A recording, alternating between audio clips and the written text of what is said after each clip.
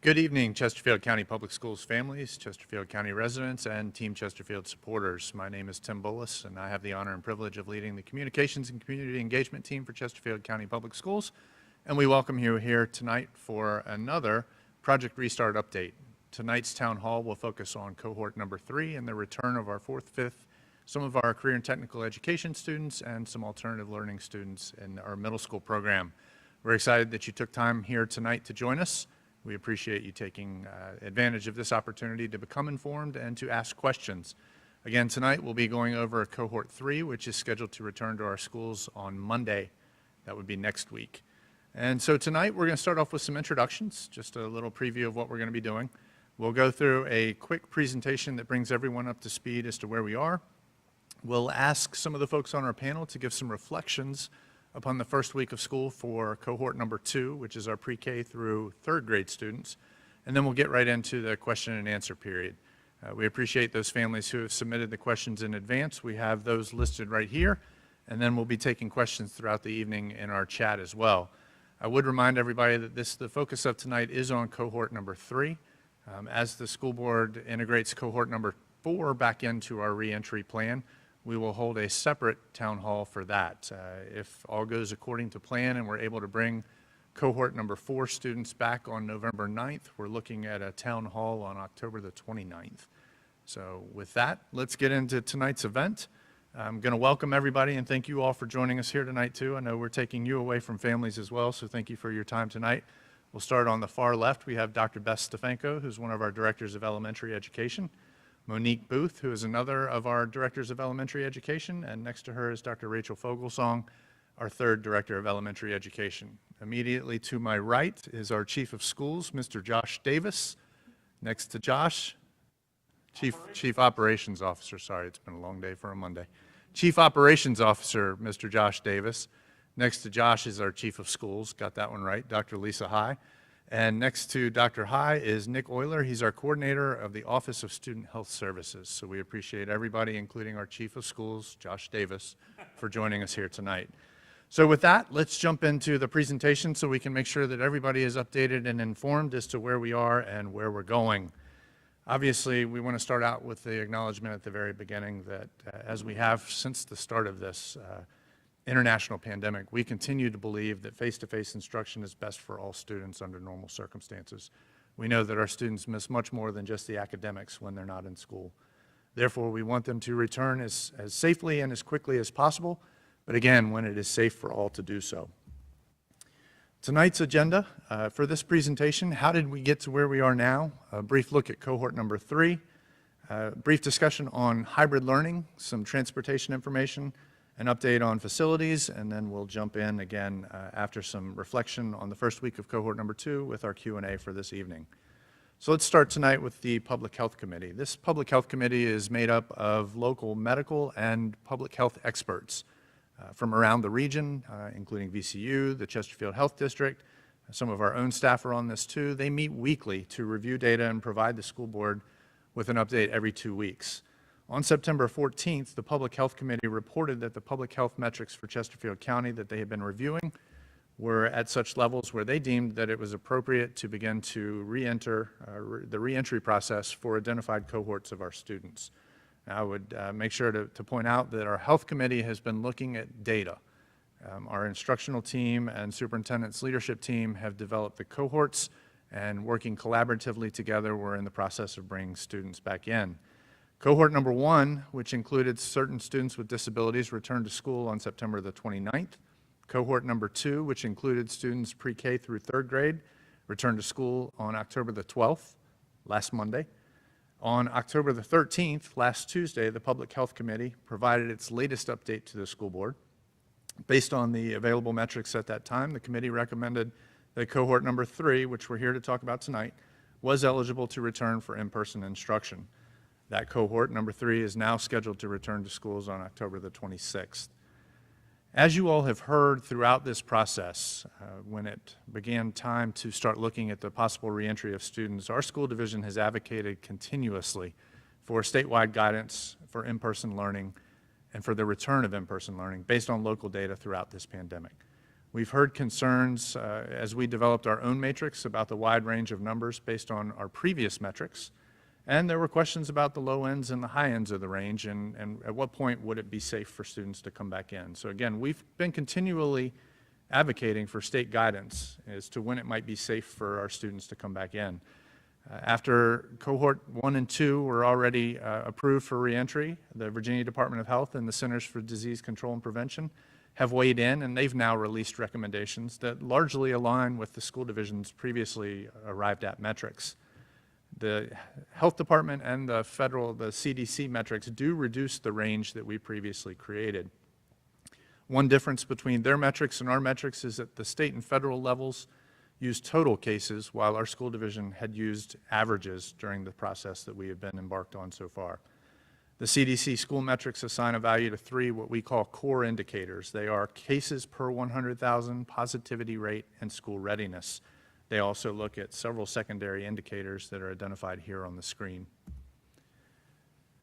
With the lack of the statewide and nationwide guidance at the beginning of this process, our school division did act quickly to create an internal metric. We were ahead of the curve with our plan, and this new CDC metric that's been released validates the early approach that Mr. Euler and the committee took. The internal metric that we developed is notably similar to the CDC metric that's just been now released. And so it's important to note that the goalposts, our goalposts, have not moved. Rather, the statewide goalposts have moved closer towards our position. The CDC metrics and the Virginia Department of Health recommendations allow for more transparency, simplicity, and importantly, statewide consistency so that we can become more aligned with each other of the 134 school districts across Virginia. This slide begins to take a look at the CDC core indicators and ranks them from lowest risk all the way to the highest risk. And again, they're looking at total cases per 100,000, not an average, the positivity rate, and the ability to implement 5 mitigation strategies. And let's identify those real quick. Those are wearing masks, social distancing, appropriate hand and respiratory hygiene, cleaning, and contact tracing. So if we go to the next slide, you'll see what this looks like and what the recommendations are based on the different colors that the state has put forward. Again, from lowest risk to high risk. When you look at lowest, you're considering full-time learning only if mitigation strategies can be maintained, and you go all the way up to the highest risk where the state health department has advised to limit in-person instruction to special education based on IEP. And we'll get to where we've been with these next couple of slides. This data was presented to the school board during its meeting last week. The current data is current as of last Sunday night, and you see that we are in an orange for the total cases per 100,000, and that is an odd colored green, green meaning good, for positivity rate and the ability to implement 5 mitigation strategies. When it comes to school readiness, here are the 5 mitigation strategies that we referenced, and you see that we feel comfortable in answering for 9 of the 10 that we are able to implement correctly and or able to implement consistently. The only one that we've marked a no on is 6 feet of spacing for social distancing. We are unable to implement that consistently, in large part because of school buses and hallways. We feel like so far what we've seen at the elementary schools, we've been able to do a very good job with that within the classrooms. So our overall score as of last week was a 2.66, again falling into the lighter green of the 2 greens in the lower risk for transmission in schools. In the past, we've been a little bit higher, so that's positive movement as of last week. With that data in mind, the Public Health Committee last week recommended that cohort number 3 was eligible to return to in-person instruction. That's based on the CDC's overall rating of a lower risk, and it would have come up as yellow in our previous chart with our own metrics. Jumping ahead to the phased reentry of our hybrid model.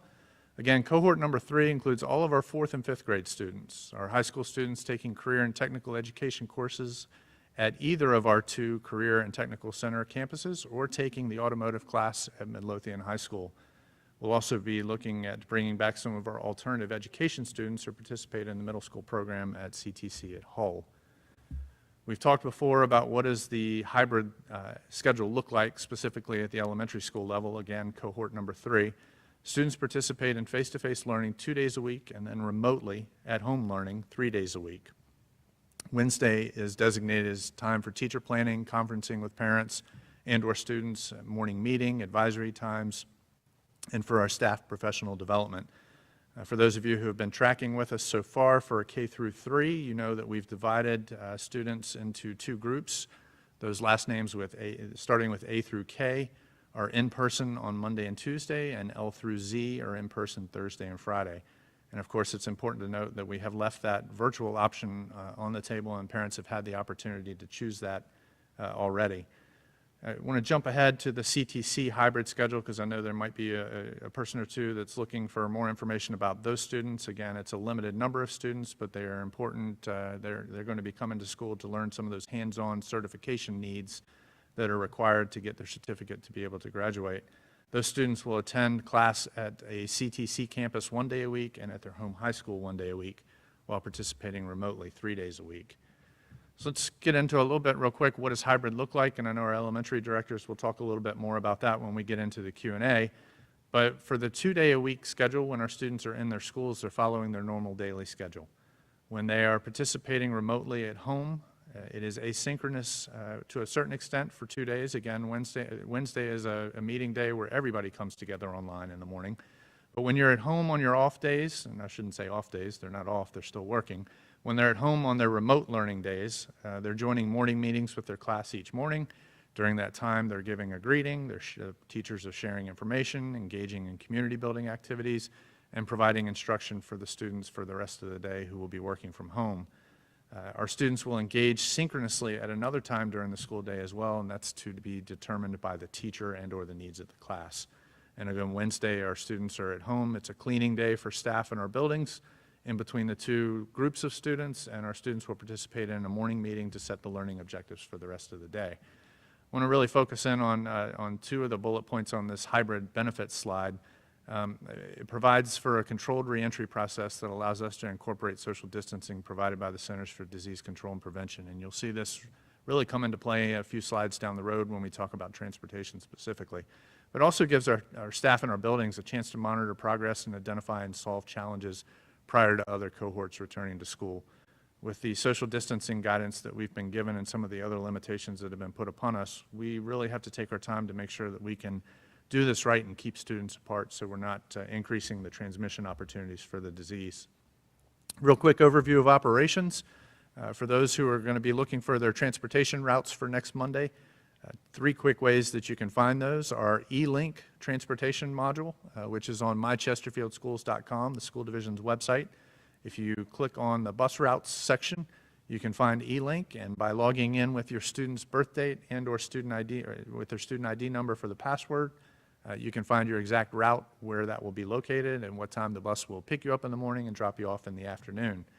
We'll talk a little bit about transportation with our Chief Operations Officer, Josh Davis, later on.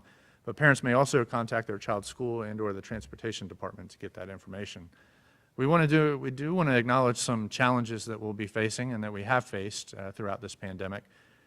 Earlier on in this pandemic, when we brought our first cohort back in, we were able to put some of our drivers out on the road and help deliver food to our communities. With more drivers needed for cohorts 2 and 3, we're no longer able to do that, and all of our available drivers will be taking our elementary students to school as well as transporting our CTE students as well. We do have some drivers who are on allowed leave. That's the I'm going to blow that. That's the FFCRA Act that will allow families to take advantage of some federal leave that's been given to them if they meet certain criteria. And of course, as we've talked about over the last 3 or 4 years, we have a number of vacant positions in transportation as well as the nation, not just Chesterfield, but as the nation deals with a bus driver shortage that has caused us to become creative in solutions. Perhaps the biggest challenge that Mr. Davis and his team face is during a typical school year, our school buses will have 2 to 3 students per seat. However, to comply with the social distancing guidance that we've been provided, school divisions across the country and state, not just in Chesterfield, but across the country and state, are only able to place 1 person in a seat unless you have a sibling riding with you. That means on a school bus that could usually handle 50 or so secondary students or 66 to 70 some Elementary students, we're now able to put 26 students on a bus. So we have severely reduced capacity on our buses, which is a huge challenge as we bring all of our students back in. And one of the reasons why we didn't rush to bring all 63,000 students back in at the same time. When you look at solutions that our transportation department is working on, they've created second waves and planned doublebacks to cover unfilled positions and to cover extended routes that might be a little larger than we would have otherwise been able to fit with the social distancing guidance that we're following. We're also utilizing office staff where appropriate to cover unfilled positions, and we've increased our partnership with the DMV to administer the CDL Learner's Permit Test. In terms of other solutions that you, our families, might be able to help with, we are asking families who can transport their children to and from school this fall to consider doing so. You can update your family information in your bus stop, your transportation preferences in Parent View. That is still open and available, and we would request that you do so if you are able to take your children so that we can make bus route accommodations and open up some seats on some of the routes that we have. It's important to acknowledge that our safety team is working with principals at our various school sites as well as with the police department to support roadways that are deemed harder to navigate when it comes to traffic support. And I'll look to our elementary directors later on to give us maybe an update as to what they've seen in terms of bus arrival and certainly from Mr. Davis's standpoint, how we're doing with transportation. But I know from the schools that I visited, we didn't really have a backup problem with parent delivery. As we look at our facilities, we've had a number of questions from our parents about our HVAC systems. And so this slide looks at how we're upgrading the filters in our HVACs. And you see that more than half of our schools have already been upgraded to a MERV 13, which is a superior commercial filter. We will have all of our schools updated to MERV 13s by mid-November. And then we've also used some CARES funding to procure about 500 HEPA filters, air purifiers for our trailers and clinics. In addition, our facilities team is using some of the federal CARES dollars for other projects. They're installing approximately 1,300 partitions in restrooms. We're putting in thousands of non-touch electronic motion sensors and hardware that will help us mitigate high-touch surfaces that might otherwise accumulate student fingerprints and others. Those are typically things like light switches and flush valves. And then if you've been in one of our schools over the past several years, you've seen us start this initiative, but we really put the pedal to the metal and have really beefed up the bottle filling stations, the number of bottle filling stations that we have in our schools. We already have 230 presently installed in our schools, and that's a project that will keep going. We've also received questions over the past month about the personal protective equipment and how are we going to manage that. This slide right here has a checklist for our schools. You see the items that will be used to keep schools clean and to help students wash their hands. You see some of the PPE that our staff members are going to be wearing as they're working with and supporting our students. And then you see some of the items that we've put in our schools and on our floors to help guide traffic and to help make sure that everybody's staying in compliance with social distancing guidelines. And again, our TV crew has put together a wonderful video that gives you a 10-minute look at what the school will look like as you return to school. So if you've not had an opportunity to look at that, visit that on our Facebook page as well. Our principals and our facilities team combine to do an inventory every Wednesday and Friday to make sure that our schools have everything that they need. So that is, in a sense, a 20-minute update of a 2-hour presentation that was given to the school board. So we hope we didn't fly through it too quickly for you, but we wanted to take the time to make sure that everybody knew where we were, how we had gotten here, and where we're headed next. And of course, where we're headed next is welcoming cohort number 3 back to school on Monday, October the 26th. Before we take some questions about what cohort number 3 will look like and how we'll respond to those students and how we'll keep our schools clean and how we'll keep our students safe, I want to defer first to our elementary directors to give us your reflections on cohort 2 and their return a week ago today. And then after you're done, we'll turn it over to Mr. Davis and let him talk a little bit about the operational side. So Dr. Stefanko, if you're okay, we'll start with you and we'll talk about what you saw in cohort 2's return and what excited you and what the opportunities existed out there. Well, there was so much excitement. First of all, it was great to have children back in our building. The collaboration that existed between all of our staff members, getting children in from the buses into the classroom, getting to be there personally together for the first time in a long time was just absolutely exciting to see. The kids really had a great time being in the atmosphere with other people, team building to begin the day off, and then it just built from there. You could feel the excitement just going from class to class.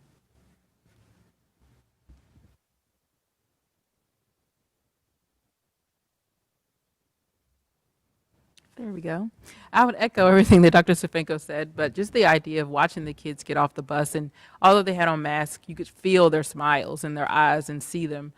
They lit up. They were so excited to be at school, to finally see their teachers in person, because so many of them had made connections and had an opportunity to get to know some of their classmates as well as their teachers before coming in. And you could also tell that they had really learned the procedures, and they were ready and prepared to return safely. They knew what the expectations were as far as keeping their masks on all day. They just seemed very excited, and the teachers were so excited to have the students in front of them and ready to learn. And the principals did a phenomenal job preparing their buildings and making sure that their staff were ready and that families were informed.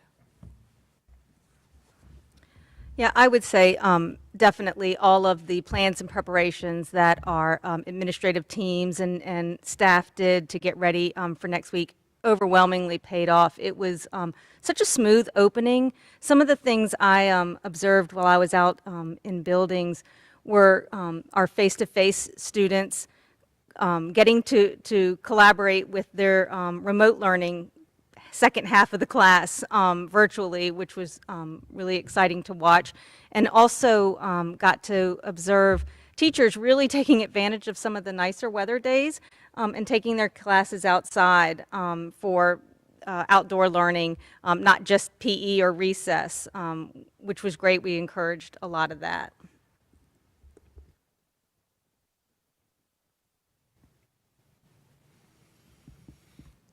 Last Monday was a joyous day. Cohort 1 was a great first step 3 weeks ago, and then last Monday to see a much larger number of our students come off the buses and into the buildings. I went out each of the first 2 mornings to multiple schools. I was so impressed with the organization shown by our building leaders, our staff members. They were out there ready to greet students, to get them to their classrooms, and I got to chat with some bus drivers, and we often talk about bus driver shortages and people that we don't have. I want to salute and give applause to the people that we do have and the work that they did. They all had such positive attitudes, and the first day or two can be bumpy because they're getting to learn those new students and their names and helping them be safe on the bus, and they all stepped up so well. And so I'll chat a little bit more about some of the transportation planning that got us to that point and where we're headed with Cohort 3, but again, a joyous first day, first week that went very, very well. Thank you all for that look back at the past week. I think we've seen a number of posts on social media about families who were excited to send their children back to school and to begin to try and reinstall some sense of a little bit of normalcy in their lives. And as you all referenced, the beams, the smiling beams on everybody's faces, whether it was staff or students, were contagious. We're going to jump right into the Q&A. We had about 30 that were submitted, but I see 86 comments already in the Facebook section, so we may be here until 8 o'clock as promised tonight. You all have received the questions that were submitted in advance, but we will be pulling some off of Facebook and off of YouTube, and so we're going to create some curveballs in that manner. And Mr. Euler, as our Student Health Services rep on the board, I'm going to ask you and Mr. Davis to answer this first question. It's not in the list right here, but it's come up several times on here. Let's get this out of the way now. Masks and face coverings. Nick, who's wearing them and why? And Josh, do we have enough for everyone if somebody can't bring their own? Thanks, Tim. In terms of masks, everyone in the building is wearing a face covering or a mask, and that includes our students and our staff members. Now, we recognize that there are some exceptions to that rule. There may be medical exemptions that are on file for some of our students, or there may be developmental reasons that a mask is not appropriate for some of our students. But in general, our students and staff are wearing face coverings in the building. Our staff members, we're first and foremost making sure that we're distancing 6 feet while in the building, but when that's not possible, we've asked that our staff members are wearing the clear face shields. So as a teacher might move out of the 6-foot bubble where he or she is teaching and get closer to the students, we've asked them to go ahead and put on a face shield for just an extra layer of protection in those situations.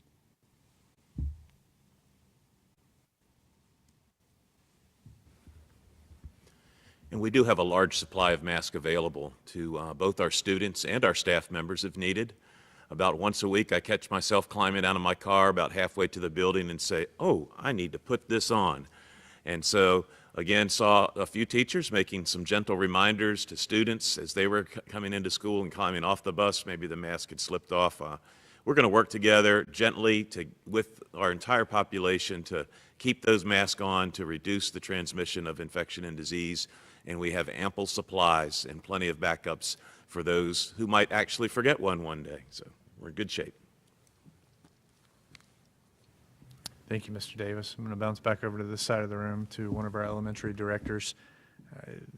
They've seen the virtual learning. Our newest students arriving have now seen what the hybrid model looks like. For those parents of 4th and 5th graders, can you better describe what asynchronous learning opportunities will look like? That is, the days that they're home working remotely from.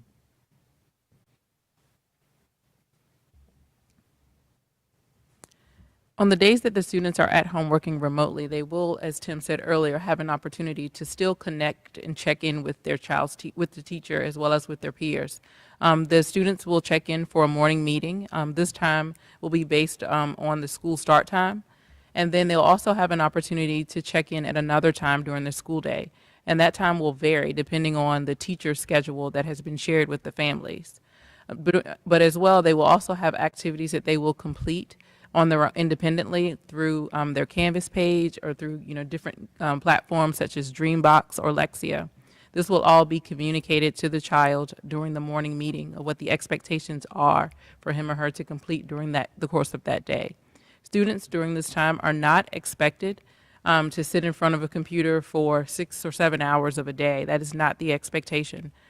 Students, the time will vary. Some students may finish their independent tasks in an hour and a half or 2 hours. Some may finish it in 4. It just depends on the student's needs and their capabilities. Thank you, Ms. Booth. Let's keep that going a little bit and extrapolate a bit further. This parent has asked, when being told about our choices, it was stated that staying virtual would get a little more one-on-one time with the teacher, essentially more instruction time. My concern is, since I chose hybrid, is that there will be a gap between the students.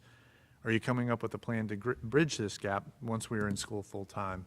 So before we deal with the full-time piece, let's look at what the difference is in instruction time, and is there a difference between hybrid and a student who is in the virtual model, or hybrid model, sorry.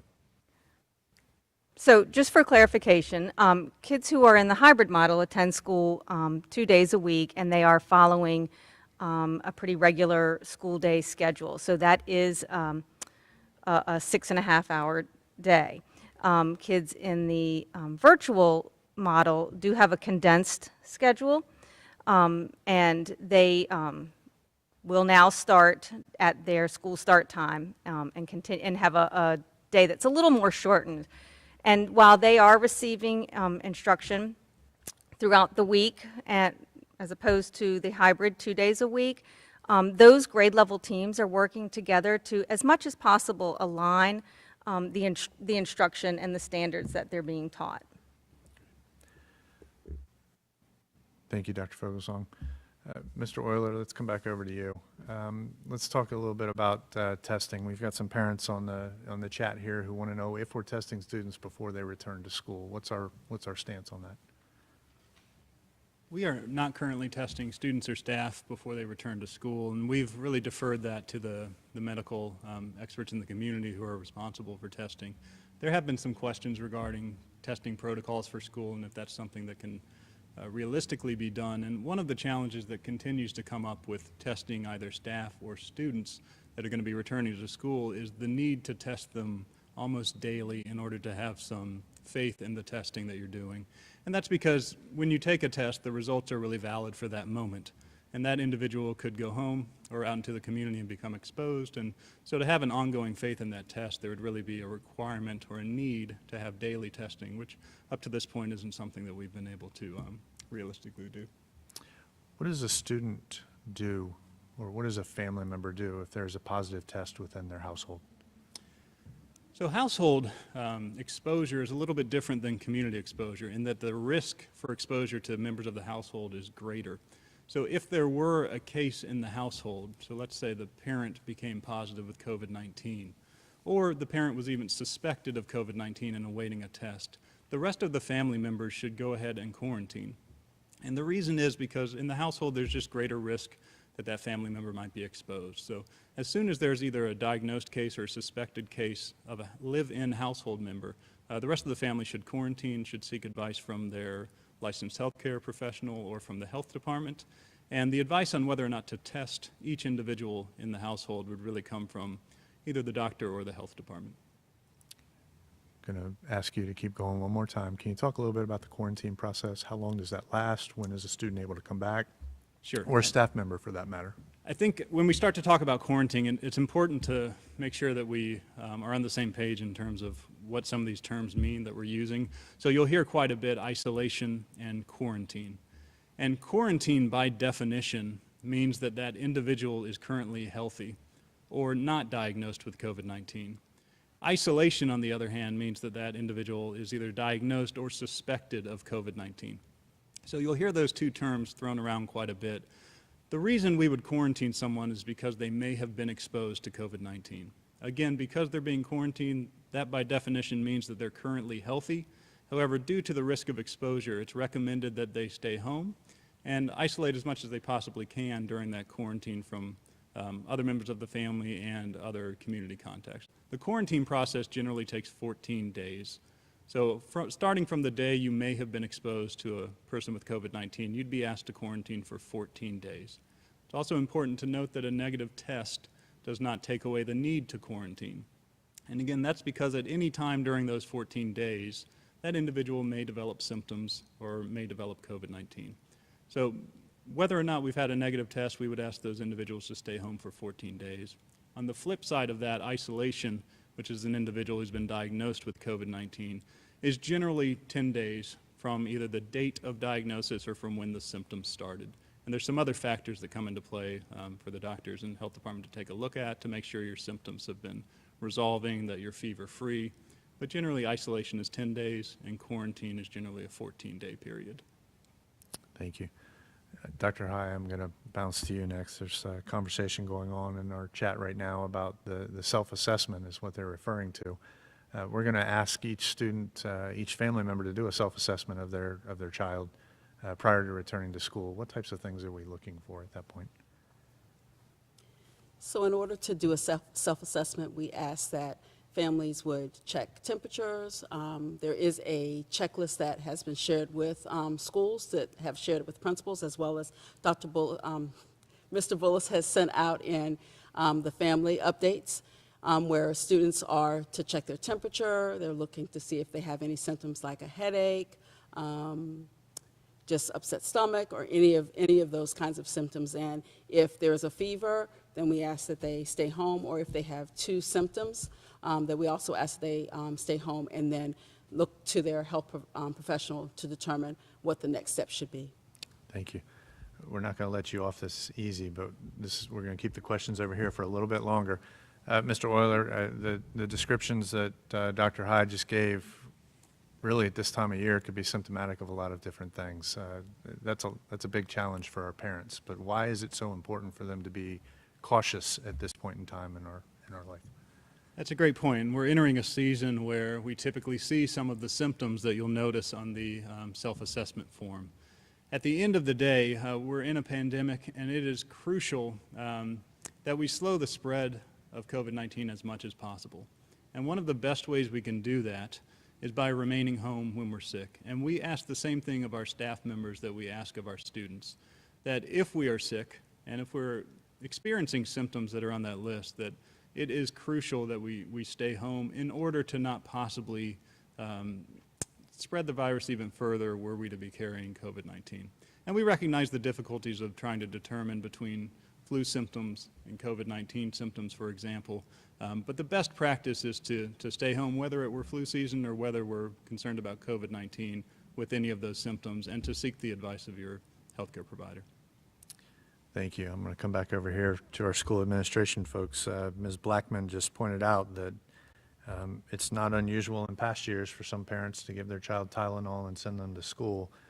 Let's talk about what we're going to do when somebody shows up with symptoms. Where are we going to isolate them, and what are our expectations when we call a parent at that time?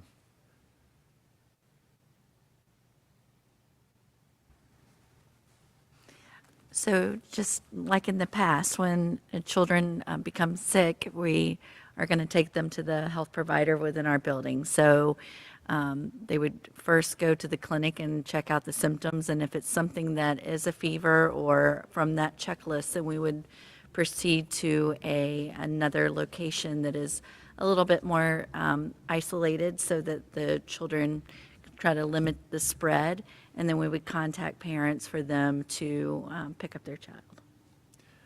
Mr. Euler, if there's a silver lining in this whole issue, it's that we now are at a point where we're, within the next several weeks, going to have a nurse in every school. Can you talk a little bit about that before we get into some of the cleaning that we're doing proactively and that we'll be doing reactively as needed? Sure, I think that's a great term, a silver lining in a situation that we wish we weren't in. This has been a goal of ours for a number of years, to have a school nurse in every building. And as a school nurse myself, I may be a little biased, but to me it's essential that each student in Chesterfield County have access to a full-time school nurse in their building. And so I'm very proud that we've gotten to the point where we've hired a school nurse for every building in Chesterfield County. We're in the process of onboarding the very last remaining nurses that are coming on board with us, so within the next few weeks we will have all of those positions filled. And that's a big moment for us. It's been a big goal, and ultimately it's a benefit to our students to be able to have that registered nurse in the building with them daily should they need that resource. Thank you. Mr. Davis, let's talk a little bit about what we've done to our schools to get them ready. One parent asked about, we'll start backwards and then work forwards, actually. One parent is aware of the Wednesday cleaning days, wants to know what's going to happen with cleaning after the Thursday and Friday set of students is in. Let's talk about that, and let's talk a little bit about what are we doing proactively to make sure that our schools are in good shape for our students. Yeah, thank you, Mr. Bullis. And it's a very, very good point, because we have a group of students also attending on Thursday and Friday, and the building needs to be cleaned before the first group returns on Monday and Tuesday. So that cleaning takes place on Friday afternoon and evening after our students have left. Some of our internal staff, day porter staff, will work some different shifts on Fridays to support that cleaning. And of course, our contract custodians that work every night will do probably some extra vigorous activities on Fridays to ensure that that building has been well cleaned after that Thursday, Friday group is complete, and we'll be ready to welcome our Monday and Tuesday students back to a clean building. But in general, the preparation for our buildings has been very sound. We worked very, very hard over the summer here and through September to ensure that each building met the APA 2 cleanliness standards, which are where we want our buildings to be. And our contract custodians worked very hard, our management team and facilities did, and of course our building operations supervisors, which support our principals, have been very diligent, and again working with that day porter staff. We're very proud of the condition of our buildings, and now we're going to keep them that way. We are just, again, delighted that our students are back. So with the activity, things are perhaps going to, get a little dirty through some wear and tear, but we're going to be right on top of it every day to ensure that our schools stay clean for the rest of this school year. While you've got your mic on, let's continue with the operational look at transportation. We talked earlier about some of the challenges that the social distancing guidance has put before us. How are we responding to that, and what did it look like the first week of school? Yeah, thank you very much, Mr. Bullis. And I appreciate the local media talking.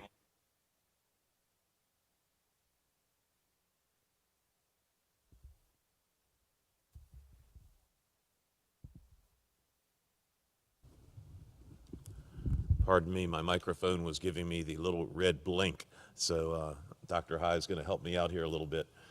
And again,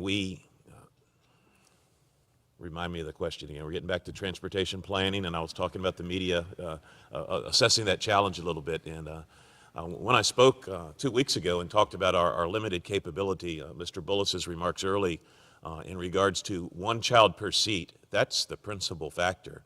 That really, really limits our capability. And let me thank our parents. I asked for help, we've been asking for help, and our parents that have said they're capable of transporting have really done so. And I was very confident going into Cohort 2 because we had some very good data that indicated which of our parents were planning to drive their students at our individual schools. Looked at that data and I could see that our average bus load for our Cohort 2 students was probably going to be 15 students or less at all of our schools. So that made me confident that we were going to be able to do the job, and that's what we've experienced.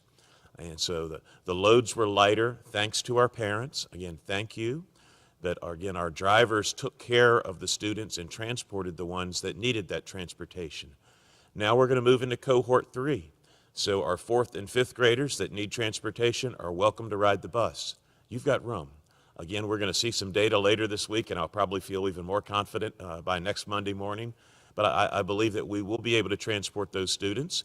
And again, we continue to thank our parents and encourage them to drive. We saw that traffic issues were very minimal, both at our bus loops and at our parent drop-off locations. Again, you have the typical first couple of days with a few hiccups, but things smoothed out very rapidly. And I'm sure the same thing will happen with Cohort 3. A couple more grades of students, a few more thousand riding the bus, a few more thousand arriving by cars. But I'm confident of our staff's ability to handle that both at our schools and with our school bus drivers. Thank you, Mr. Davis. We'll switch over to the other side so we can swap out your mic. Ladies, this question is about the schedule, and the parent wants to know if my children are set to go on Thursday and Friday, but they're unable to, could they sub in on Monday and Tuesday so as not to miss any instruction? So unfortunately, because we have the need to create the social distance and have limited space, kids who are scheduled to go on Thursday, Friday need to only come to school on Thursday and Friday. So they cannot switch out. However, they should, if they're unable to be in school, still should log in if they can and try to work through their Canvas assignments as much as possible. That begets another question that was in the social media chat box, and that's if my child is either in quarantine or absent from a day, how's the student accessing makeup work?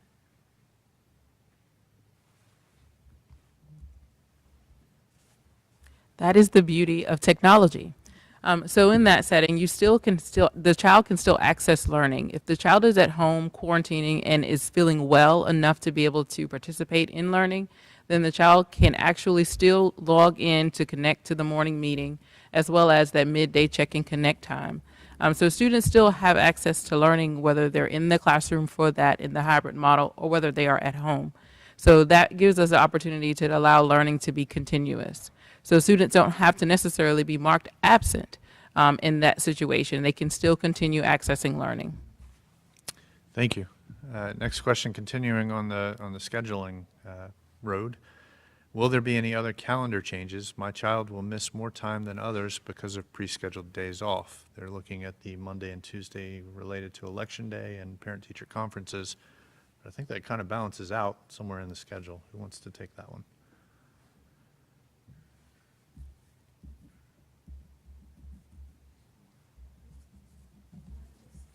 Yeah, I can take it.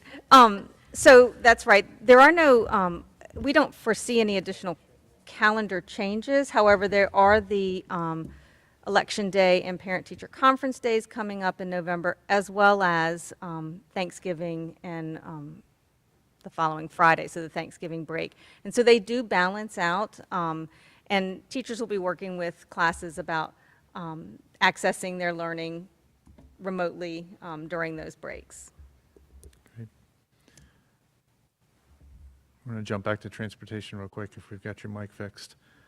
In a recent interview with the local media, a parent said that they thought that some of the plan had an ad hoc feel to it, especially around transportation. And the parent asked to see the data supporting why parents are being asked to drive their children to and from school. How would we address that? Yeah, thank you, Mr. Bullis. I appreciate the opportunity to talk about the planning process for building school bus routes. Our students are at the center. They are the ones that provide what we might call the demand side of the equation. You know, who do we need to transport, what day of the week, from what locations to where? And it's a very deliberate process. It's very detailed. And each school probably has anywhere from 8 to 40 bus loads that are planned. Again, you don't see 40 bus loads planned for an elementary school, but as we look ahead to Cohort 4, I've seen those plans for some of our middle schools and high schools that are more in that 20 to 40 range, whereas most of our elementary schools are, I'd say, 8 to 18 bus loads. And I say bus loads, a significant portion of our students receive specialized transportation in accordance with their IEP plans. Those students are handled one by one on a very careful basis to ensure that they will receive the care and transportation that they need. So our grand total of transportation routes, one might say, is almost 2,600 routes. So it's a very, very big process, lots of detail. And again, we want to take the available buses and drivers that we have to place against that demand. So Dr. Fry and his staff have worked very, very hard throughout the summer here and then early in the fall. And the need does change a little bit. We talk about the goalpost moving a little bit, and we totally get it that some of our parents need to change their decision for one reason or another. So Dr. Fry's team is staying on their toes in regards to students that perhaps thought they were going to stay virtual but now want to come to school. And we're glad when that happens because we want to see them there, and if we can get them there, but again, we're going to make sure they have a seat on the bus. So ad hoc's probably not the best term. I would just like to say very detailed planning, and then we do our best to execute that plan. And the second part of that was looking at data. And again, I got to see some data last weekend that made me feel good when I knew that our loads were probably going to be below 15, and that is thanks to the parents. Thanks to the parents. Because if we had to transport every student that was in Cohort 2, we probably wouldn't have had a seat for each of them. So, you know, we've got the data at each school. It varies from school to school.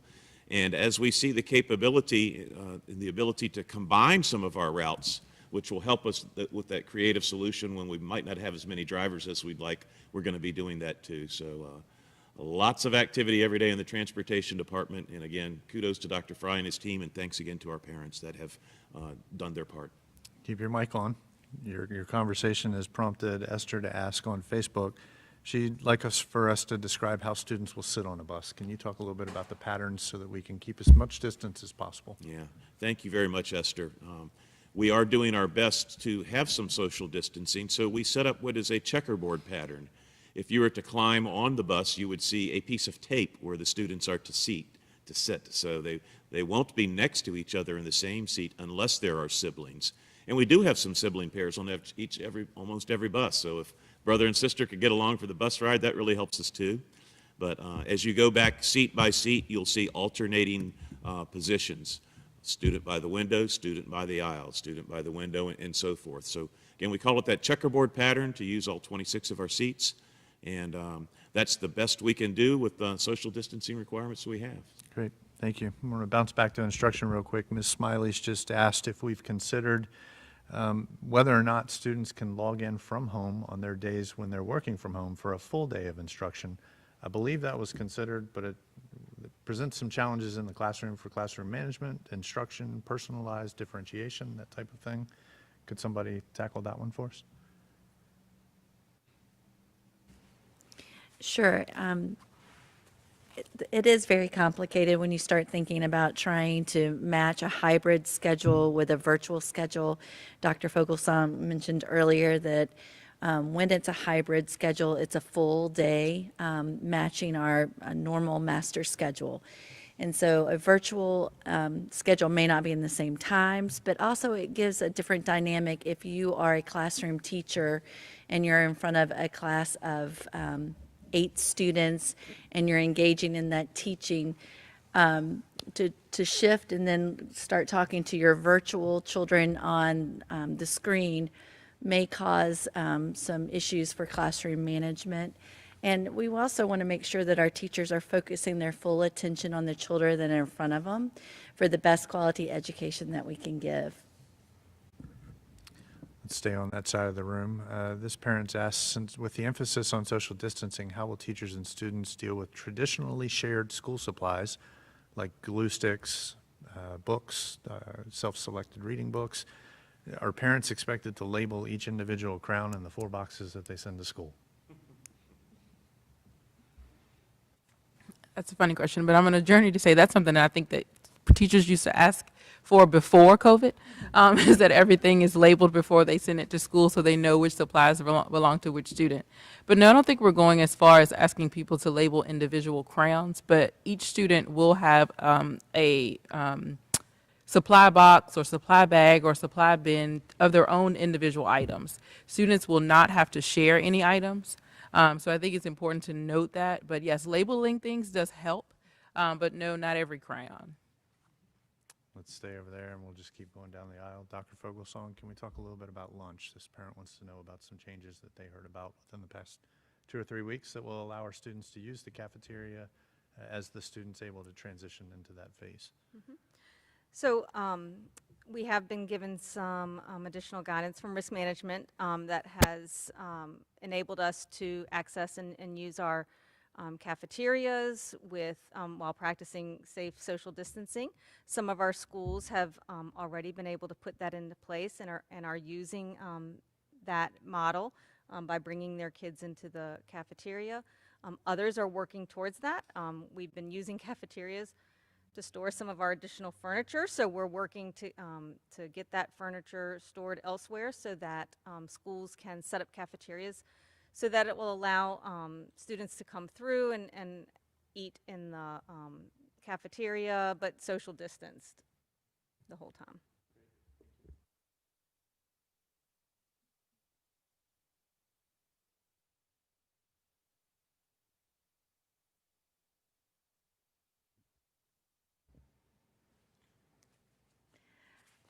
So our resource schedule in the hybrid model is very similar to a normal school year. And so the only difference is that our resource teachers will be traveling into the classrooms so that we can limit the transition times and touch points in the hallways. Then on the days that they are home doing remote learning, then they will have asynchronous work that matches what they've been learning in their times. We've got several different models depending on the school's creativity. So sometimes they will be working with one resource all day long. I mean, not all day long, all week. And then others have the more traditional schedule of a different resource each day.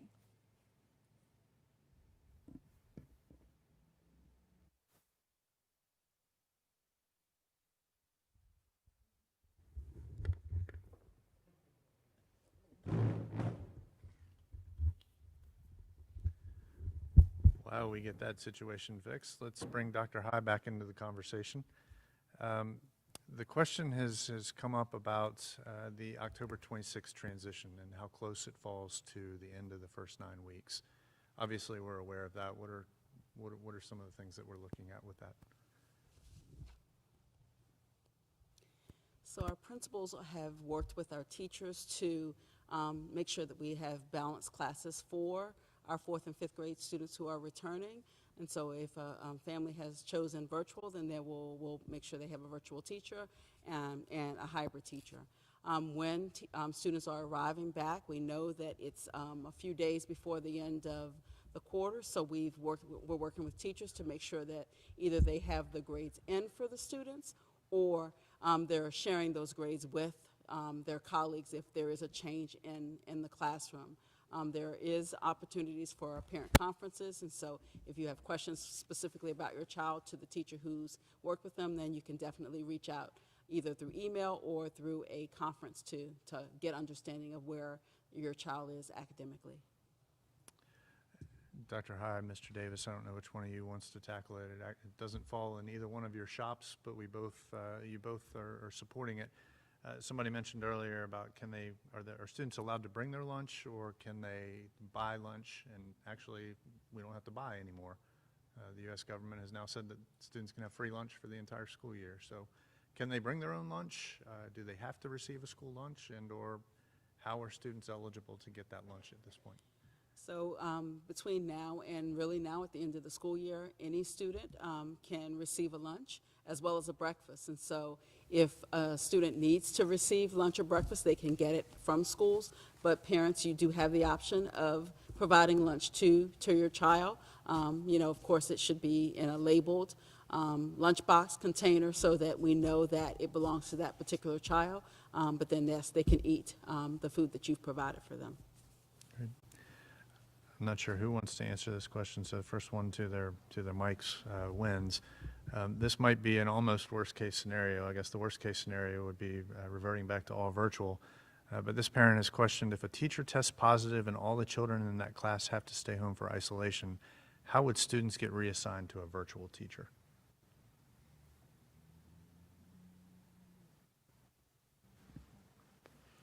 I'll start, and if any of my colleagues want to jump in. So if a teacher tests positive and is not showing severe symptoms and is still able to teach, then we would work with the students to have them be taught virtually by their classroom teacher. The whole class would then, if they were all being quarantined. So I think it's a case-by-case situation. If the teacher is sick and is unable to teach, then we would work to have a substitute for those students. Speaking of case-by-case basis, Mr. Euler, Ms. Janney has noted that what others have commented on, that our numbers in the past week haven't been as great as they had been in the 4 weeks before. If the metrics look good right now, how is the health committee grappling with the aspect that they can also be skewed or flawed by some of the outbreaks at the jails or the assisted living care facilities? How do we monitor that so we know that it's safe for children to come back?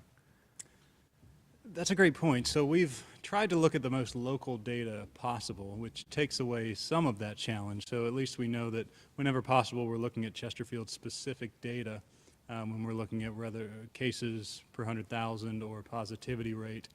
We're also lucky to have the Department of Health, Dr. Samuel, the medical director from the Chesterfield Health District, on the committee with us, and he's able to speak to, as much as he's able to, recognizing confidentiality, where we're seeing these types of outbreaks and how that may be skewing the numbers, whether that's happening or not. So we try to drill down to the most local data that we can, and then we also rely on our partnership with the health department to be able to know if there's an outbreak that may be affecting our numbers in a way that we need to be aware of. We'll stay with you for this next question as well. Will the metrics be revisited before students return on October the 26th, given that numbers are fluctuating? One day they're up, one day they're down. So the way the committee looks at data, we review data each week together. The next time it'll be publicly reviewed with the school board is actually the day after Cohort 3 returns. And were our conditions to change, so if data were to rise and we were in a new category overall, that data would be presented on Tuesday, next Tuesday, and that would be in reference to Cohort 4 returning. So some of the slides that Tim shared earlier give you an idea of what types of recommendations may be given based on the overall score. And if we were to see ourselves rise into a moderate risk category, there would be a possible recommendation of pausing Cohort 4. Now, in order to get to the point where we would start discussions about reversing Cohort 3, we would need to see ourselves rise to even the next category, which would be the higher risk level, which at the moment doesn't seem to be in the cards based on where the data is now. But we certainly review data each week, but the next decision on next Tuesday would be focused mainly on Cohort 4. Dr. High, a couple of questions have come in about communication, and well, I guess I could answer those as well. I'll pass them to you. What's our process for notifying folks when there is a positive case in a building? So we've asked for staff members or for families to notify the principal. From there, there's a group of individuals who they will notify, but the direction is for them to either, if they're a staff member, to contact the Chesterfield Health Center, or for a family to check with their own health provider. Can you give me the rest of the question again? Notifying, you're on, you've got it. I am? Okay. Yeah.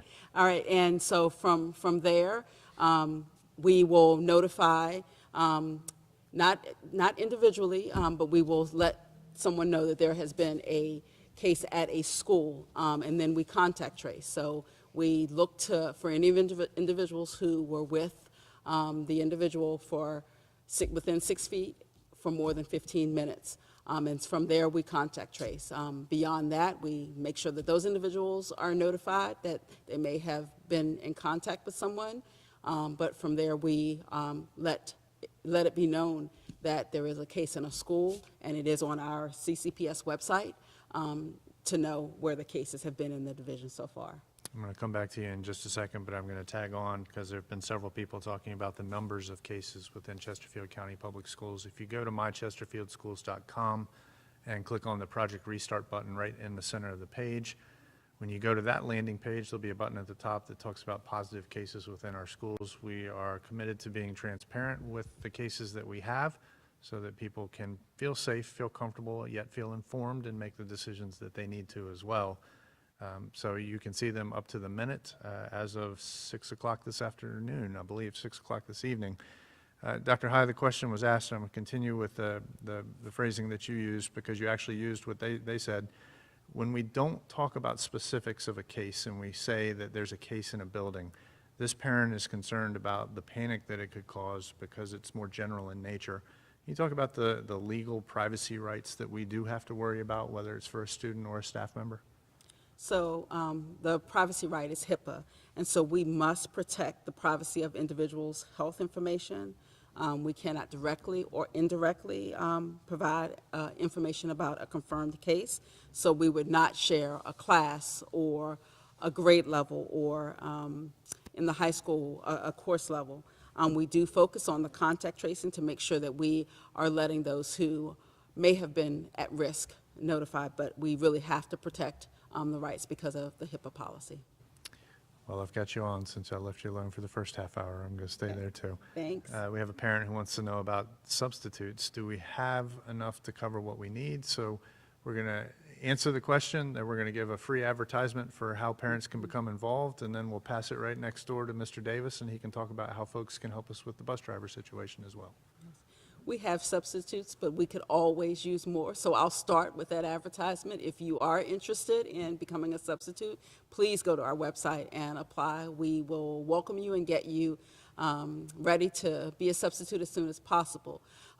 In terms of the number of substitutes, we do have substitutes, but we've also worked with our central office staff, who many of them are endorsed to teach either pre-K to 5th grade or middle or high school specific content areas. So we have, I believe, around 87 individuals who could potentially be called into sub to one of our classrooms throughout the year. So we are really trying to pull together, and all hands are on deck to make sure that we are providing a successful education for all of our students. Mr. Davis, your PSA for bus driver vacancies? You know, all of us are facing individual circumstances as we go through this pandemic. And some of our bus drivers that were very loyal employees for many years face some circumstances that set them in a position where they can't help us right now, whether it was due to themselves being in a risk group due to their age or health conditions, or the fact that they had children that weren't in school and they were struggling with child care and had the ability to take some leave. So we haven't had quite as many hands on deck. And perhaps you that are listening are seeing different conditions in your life where maybe now might be the time that you could learn to be a bus driver for Chesterfield County Public Schools. We have a great training program. You would be hired as a trainee. You would earn wages, fine wages, I should say modest. We are still seeking to improve the pay of our drivers. There were a couple of nice increases that were programmed last year, placed on hold due to the pandemic and the little budget crisis that we had for a while, but we're going to move forward, hopefully, with a finer budget. But we just want to encourage anyone that's considered becoming a school bus driver to come join our team. Let us train you, work with our children. It's so rewarding, and we will assist you in every way to get that license. And if you have a child, you can bring that child on the bus. If you have a child attending a school, we'll let you drive that route. So thanks again for that opportunity, Tim. Thank you, Mr. Davis. I want to put a bow on the communication piece real quick and go back and just reconfirm how we're going to communicate. Kim and Selena have chimed in, and then I love this name. If it's a legitimate Facebook name, Fossil Fuel wants to know this as well. For the parents who are in a building where there's been a positive case, those who are directly impacted, meaning they're considered close contacts under the Virginia Department of Health's definition, 6 feet for more than 15 minutes, would receive a personal phone call from the school administration. They would be notified that they've been in close contact with an individual who has tested positive, and they would be asked to begin quarantining and to begin checking with their healthcare provider. All of the other families in the school will receive an email from the school administration acknowledging that there is a positive case in that school and stating that their children, if they have not been contacted directly, their children or the family that is, are not impacted by the case in the school. The question came up, will we be notified by an individual class? And again, it could be up to an individual teacher to self-disclose that, but because of privacy reasons that Dr. High referenced before, we are not able to share specific locations or specific classrooms or specific individuals. We're parents up here as well, and so we know that there is a great interest in this as well, but we're going to treat everybody else like we would treat your child. We're not going to disrupt the privacy rights that are afforded to your child, and we're not going to disrupt the privacy rights that are afforded to others as well. We know that there is a great interest in this, and we will be as transparent as we can, right down to sharing information to the greatest extent allowable by law. But you will know when there is a case in your school. You will know what we are doing proactively and reactively to deal with that case, and you will be afforded every opportunity to ask questions to the extent that we can respond to them. So I hope that helps to clarify that a little bit. Mr. Davis, I'm going to come back right to you. We talked about PPE in the opening presentation. This parent wants to know, how can Chesterfield County Public Schools ensure that we have enough PPE to keep staff and students safe when this is still an issue across our nation? What does the current PPE supply look like? As Mr. Bullis showed in his opening presentation, PPE falls in quite a few different categories. We've got some consumable things such as hand sanitizer. We have a really good pipeline of hand sanitizer. We mentioned the mask, some of the things that people wear. We're doing very, very well with a fine stockpile of some of those items. One item that we've struggled a little bit with is gloves. The gloves that are worn, especially in our clinics. And Mr. Euler's put out some information to make sure that our staff members understand that they don't have to wear a glove when they're escorting a student down the hall. It's when they're going to perhaps be working much more closely with them if there's going to be perhaps a bodily fluid event. So we had some gloves come in late last week. We've got more shipments on the way. So again, I've got better confidence, but I expect there'll be a few bumps along the road in regards to the pipeline, and Dr. Doherty has encouraged us to seek a 3-month supply. And I can't sit here and say that we have the 3-month supply of everything that we've stocked up, but we are moving towards that guideline. The funding that we received from the CARES Act is going to assist us in developing those stockpiles. We're actually seeking additional warehouse space.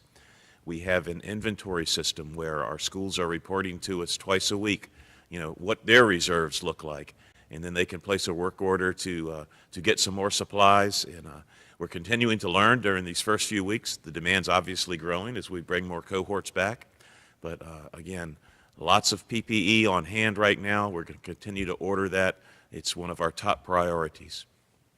Thank you, Mr. Davis. Ms. Wyatt asked if students are able to send bottles of hand sanitizer for their children to keep at their desks. The answer is yes, as long as it's alcohol-based.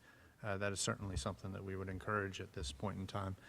Mr. Euler, let's bounce back over to you. This parent has seen a number of our photos that we've posted out there on social media and that we've put on the website and that others have shared as well, and they've seen some face shields on staff. When is the appropriate time to wear a face shield on top of a mask, and how will these face shields be used? Sure. So as I shared earlier, a mask is required by anyone in the building, whether it's students or staff members. And our staff members are generally going to be teaching in an area that's already been pre-measured and is 6 feet away from their students. So as they're teaching in that area, they're going to be teaching in their face covering or their mask. When they start to leave that area, and we recognize that there's a need for a teacher to get out of that 6 foot square and get closer to students at sometimes to be able to facilitate the learning process. So when they get closer to students, we've asked that they wear a face shield. And what this does in addition to the mask is it provides another layer and another barrier between the teacher and the student when they're closer together in situations like that. And that provides extra protection for the teacher, the staff member. It also provides extra protection for the students. Thank you. I'm going to bounce back over here to instruction real quick. Natasha says she was told that she has to withdraw her child if she wants her to go all virtual. Can somebody tackle that one? We don't withdraw children. We're going to have virtual and or hybrid, but then there is a homeschool model that parents can choose from. Can somebody unpack those? So I think it's important to note that parents were given an option to choose between hybrid or virtual. And if someone happened to miss that deadline, after principals and schools had created class roles and sections to determine how many hybrid and how many virtual classes they needed, that parent may have been told that they were put on a waiting list until a section came open. So it's not that the parent, if you choose virtual, you have to withdraw your child. That is not at all it. Your child is still enrolled. And you're encouraged to allow the child to continue to engage in the hybrid model until an opportunity is available for the virtual setting. But you do have an option to either choose hybrid, which is the 2 days a week, choose the all virtual model, or homeschool. Those are the three options that are currently available. But again, it's very challenging for a school to accommodate when someone wants to go back and forth between those different settings, because we have to remember the student to teacher ratio is very important to students being successful in the academic setting. So that's just maybe one of the reasons why this parent was told that not to withdraw, but the idea that you may have to wait a little bit of time to be able to make that switch. Let's keep unpacking that if we can, and Ms. Booth, it can be you or somebody else if you want to look either way and get one of your partners involved. The staffing component as well, when we're talking about a wait list, we still have to meet state requirements for class sizes. Can you talk about the staffing puzzle that you all have had to put together over the last month? Yes, you said it just right, a puzzle. It's very interesting because you have to be able to make sure that when you're looking at the hybrid model, when you bring back this group of students into the classroom for the 2 days, you can't have a full capacity. So you can't bring 24 students in on Monday and Tuesday face-to-face. You have to be able to split that balance, to create a balance. So principals have had to reevaluate almost daily as parents change their minds about their decisions. And that creates a very difficult situation where principals have to notify teachers that they're going to be moving to a different setting, or notify families that they're going to have to move to a different setting to accommodate those changes. But we do have to meet the state requirements for student-teacher ratios. So that also plays a role into how many students can be assigned to a virtual class setting. So those are a lot of the factors that the principal has to take into consideration when a parent calls and asks to have their child switched to either situation. So it's not just folks who are looking to go virtual, I assume. The changes that we've undergone have created angst, and people sometimes like to see then make sure that things work. We saw that with virtual. I'm not sure I really want to stay virtual. Oh, yeah, it worked. Then we introduce some reentry of students, and oh, well, virtual's working just fine, so I'll stay home. That change creates some natural angst. Talk a little bit more about the wait list, if you could. We've got some folks who are interested in going from virtual to in-person, and then some folks who say, oh, well, in-person's working, I'll try that. So just to echo what Mrs. Booth said, schools have worked very hard to establish classes to create a balance for hybrid models, as well as meet the standards of quality for our staffing. And right now, they, in most situations, are spread very thin in terms of meeting both of those settings. And so to make a switch, there isn't often that space allowed to go from virtual back into hybrid in a classroom. That request can be made to the principal, and if they have the space, they may be able to accommodate. If not, they may just ask a parent to wait on a waiting list, or patiently for another parent to make that choice. However, I will just say that switching back and forth can be very disruptive to a student. And so we encourage parents to just let the child accommodate to the setting that they're in. Teachers are working very hard now to reestablish relationships and routines and procedures and classroom community. And switching back and forth isn't always conducive to the best learning environment. So, Mr. Euler, somebody's asked you to pull out your crystal ball, and they want to know what the metrics are to return to 5 days of in-person instruction and what the target is to meet that goal. Well, I think that ultimately is all of our goal, to see us return to a 5-day instruction model for our students. It's important to note that our primary goal right now is to phase back in the cohorts in the way that the school board has laid out. And once we reach that milestone and have our cohorts back to a hybrid setting, then some of the focus starts to shift on when is it an appropriate time to transition to 5-day-a-week learning.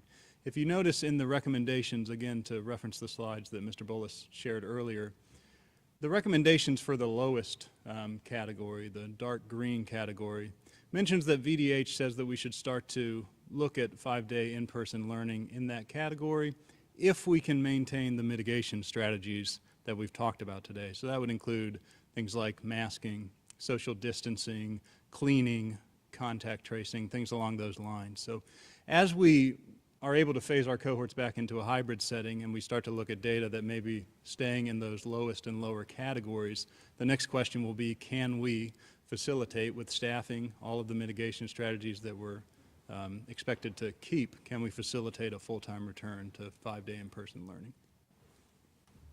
Thank you, Mr. Euler. Dr. Hyde, next two questions are coming your way. We spent almost all of tonight talking about elementary at this point in the last 15 minutes, so I do want to acknowledge that there are other students who will be returning in cohort number 3. A parent wanted to know why we would bring back some high school students, meaning the career and technical education students at our 2 CTC campuses, but not all of our high school students. Can you explain the credentialing needs that are impacting that? So we have included the CTC students into Cohort 3 to address some essential career credentialing. Many of the certifying agencies include clinical and field hours that students must obtain in order to get the credentials, and so having them to be in person so that they can do laboratory application will help address those requirements for them to be able to get the credentials by the end of the year. Still, as we're entering during the hybrid learning, the students are using a flipped instructional model with home-based knowledge acquisition and then the in-person laboratory applications when they're returning that 1 day a week while they are in Cohort 3 return. Thank you. I'm going to stay with you if we could. We addressed some of it at the beginning, but why aren't we bringing middle and high school students back quicker than the current phase-in model calls for? Mm-hmm. So we've been following state guidelines of utilizing a phased approach to resume in-person instruction. And so we started with the guidelines that we should focus on our vulnerable populations and our younger students, so pre-K3 as well as our special education students. And so as we continue to phase in, we're in phase 3 in Virginia, which will allow us to begin to bring in grades 4th and 5th grade. We're phasing in smaller groups to make sure that we can follow the guidelines of social distancing, cleaning, to help with transportation, making sure that we're able to bring students back safe, rather than do it all at once and have to mitigate some of those issues that could come up. We're taking a little bit slower approach, but honestly, Chesterfield has done much quicker than a lot of surrounding school divisions in bringing back students. And so we're doing our best and as quick as we possibly can within that every 2-week period, as long as the guidelines and protocols allow us to. I will speak for just one person, but the Chesterfield County residents who were out at the soccer fields over the weekend were favorite targets of our friends from Henrico, wanting to know how things were going. And so no pressure, HCPS, but your parents were very eager to know exactly how our transition back to reentry of student learning was going. Mr. Euler, let's begin to wrap up and use the last 10 minutes to put a bow on everything. First of all, again, it continues to come up here. Masks, face coverings. Everybody's going to wear one. Let's go back and talk about why again, and then I'm going to pass you to Mr. Davis so that he can talk about, for those children in the special education realm or who have another health condition that won't allow them to wear masks, what we're going to be doing to protect those kids and the kids they're in class with. Well, I think the why that we're wearing masks or face coverings is a really important point. And I've said this once before about things we're doing that are really crucial to slow the spread of COVID-19. And masks are at the top of the list. We're told by research that wearing face coverings helps to cut down on the spread of COVID-19. We're aware that COVID-19 is spread by droplets, maybe spread by smaller droplets. And those sorts of things are things that wearing a face covering can protect against and can provide protection not only for you but for others in the building, in the classroom. So we're dedicated to trying to slow the spread of COVID-19 and making sure we're being responsible with our protocols and procedures in the building. And a big feature of that is to make sure that we're all wearing masks in the building, again, to protect not only ourselves but others in the classroom from the spread of COVID-19. Mr. Davis, we have some students that are unable to wear masks for medical reasons or health reasons. Can you talk a little bit about what we're going to do to support those children and the children around them? Yes, Mr. Bullis, I do want to do that. I also want to add that our bus drivers are equipped with masks. You know, again, there may be the day where the parent and the child has forgotten to have the mask on before they enter the bus, so the bus driver will have his or her eyes available and a mask to give those students right away. And same thing happens if they come off the parent drop-off line. The schools are equipped with masks. But again, there are some circumstances for some children that may have bona fide medical reasons not to wear a mask, perhaps especially true in the special education environment. And we have ordered some desk shields, and they should begin to arrive this week. I was a little disappointed in the supply chain. We had ordered them 5 or 6 weeks ago, told it was going to be a 4-week delivery, but it's taken a little bit longer. But several hundred of the desk shields should be arriving. We heard a tip facilities did this morning that they were on the way, and I didn't hear yet whether they did arrive today, but I was looking towards next week, and hopefully it'll be by the end of this week. So we'll get those desk shields. What is a desk shield? It's, if I'm the student, the shield will be in front of me on both sides, and it's to, again, protect the other folks in the room from that individual that's not wearing the mask. Thank you.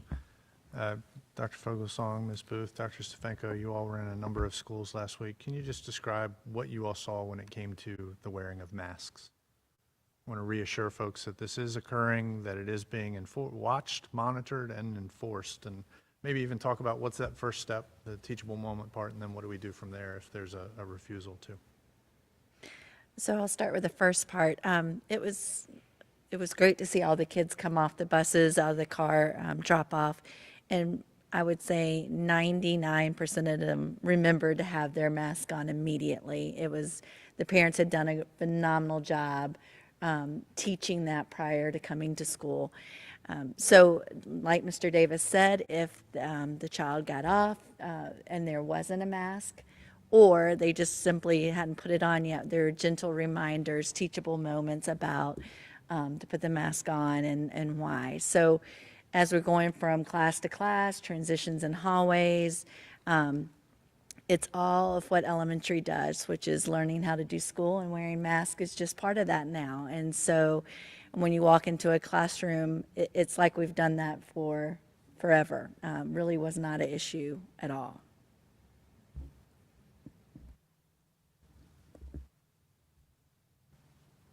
And I'll just piggyback on that to say there were very few students that I saw on my visits and observations that were having a problem with wearing masks.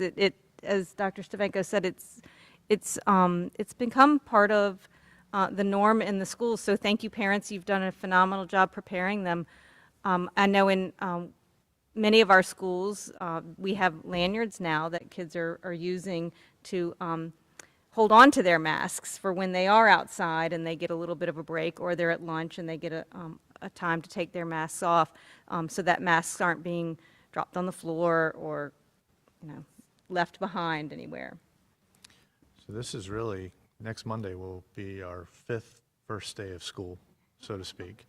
Our teachers are becoming pros at the elementary level of making sure that the transition process is a smooth one. Ms. Breitenbach has asked, what does that first couple of days of transition look like? How are students reacquainted with the school? How are they taught the rules? There's a different way that we've always expected them to behave in the hallways, but we have arrows and signs, and we're really expecting a lot of opportunity to stay together yet stay apart. What does that first couple of days of transition look like? Very similar to what it would have looked like if we started school on a typical school year. We believe that, behavior is learned just like math and reading are. So teachers are going to take that time to practice the expectations, revisit the expectations. Morning meetings will center around a lot of that. But reminders and just modeling and showing them what is expected. And there are a lot of visuals that are placed around the school to kind of, remind students of what they should be doing. That these include, photos, so it's not just, or visual images, so it's not just words for our little ones. But for our 4th and 5th graders, they'll be ready. They'll know what to do. Thank you. Mr. Euler, let's talk about worst case scenario that we have to step back. What would the committee be looking for? And then I'm going to transition back to our instructional friends, whether it's Dr. High or our directors, and talk about, are we ready for that virtual learning environment if we have to go back to that point? And like I said earlier, the committee is monitoring data weekly. And things we're looking for, again, to tie it back to the presentation that Mr. Bullis went through in the beginning, are changes into those different categories according to the CDC school indicators and the attached VDH recommendations. And one benefit to coalescing around these CDC and VDH indicators is that we have, for the first time, really direct state guidance on when we should be thinking about certain things. So if we were to transition into the higher or highest risk category, then you would see recommendations, and the committee would at least start to have discussions on, would it be appropriate to pull back a cohort or two, and that would be in order to align with the VDH recommendations. So for the higher risk category, VDH would recommend that pre-K to 3 and special education be focused on. So were we to get to that point, there'd need to be some discussions amongst the committee to see if it would be in our best interest to recommend to pull back cohorts 4 or 3. If we had to pull back, not that we want to be in that state, but we're confident that the virtual learning that we've demonstrated over the course of the first 6 to 7 weeks of school is ready to take on that for 100% of the children if we had to. Our administrators are unbelievable, and they've already worked very diligently on coming up with plans for every kind of scenario. So if we had to pull back, I feel very confident. I think I could speak for my colleagues to say we hit it out of the park with virtual. And so it would not be hard at all to just go back to that without even transitioning the children again. They would stay with their teachers that they currently have, and so we'd keep that consistent and move back into the virtual world that they're accustomed to. So let's end on a positive note. We won't talk about going back. We're going to look forward. Cohort 1 transitioned. Some of our special education students transitioned well. Cohort number 2, which began last Monday, from all accounts, has been a great transition.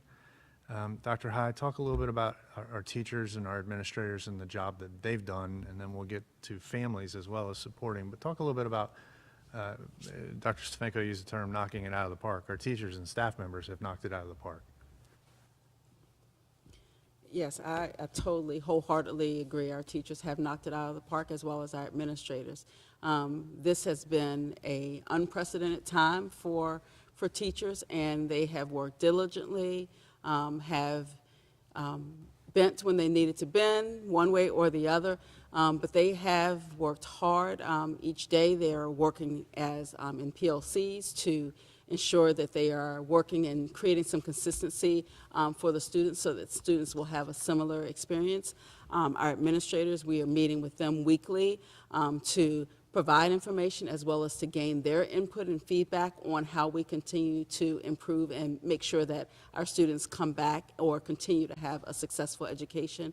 And we will continue to do that regardless of what happens next, whether it's having to step back, move forward, bring in 5 days a week. We have been up for the challenge. We will continue to be up for the challenge and work as a team, and really believing that we are one CCPS. Thank you. And as we segue into thanking parents for their support, we acknowledged earlier that the majority of us up here have been parents or are parents of school-age children at this point. Ms. Hopkins asks, does anyone on the school board have children? I think we're at 17 total between the 5 school board members, 15 school-age children. So they sit in your shoes and sit in your seats on a daily basis, whether it's virtual or in person. They've had children in both. So when we say we have an elected school board that represents the constituency, if we're talking about families as a constituency, you are very well represented, and there's a lot of empathy there for you as well. But as Dr. Hyde just talked about, the parents or the staff and the administrators who have done a phenomenal job, we couldn't be in this position without the support of our families either. They've been with us through some.